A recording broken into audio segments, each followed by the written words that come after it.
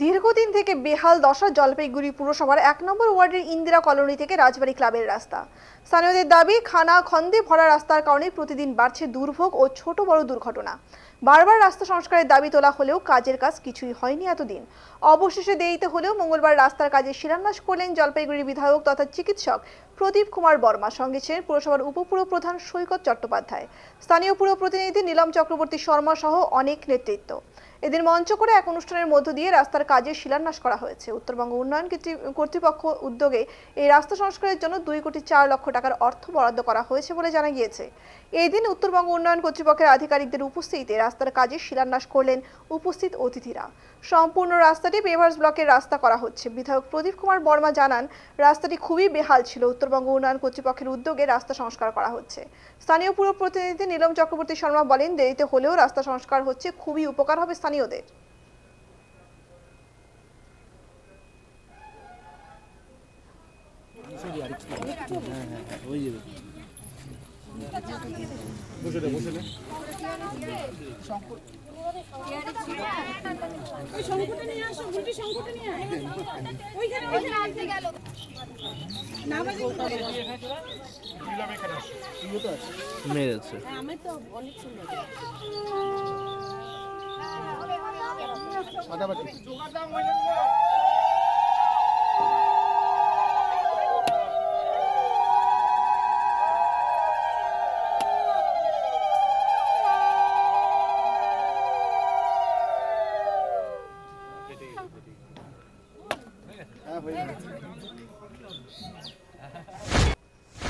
রাস্তা তো শিগগিরই শুরু হয়ে যাবে। এতে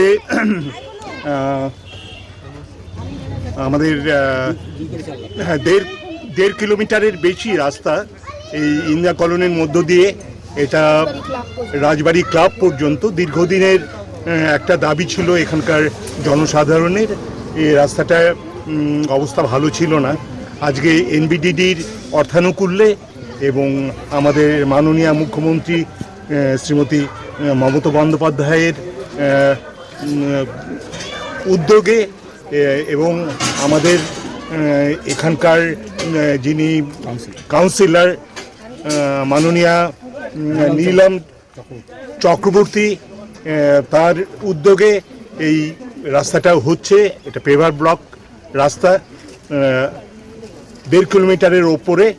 এতে মোটামুটি যেটা স্যাংশন হয়েছে তা হচ্ছে 2,04,00,000।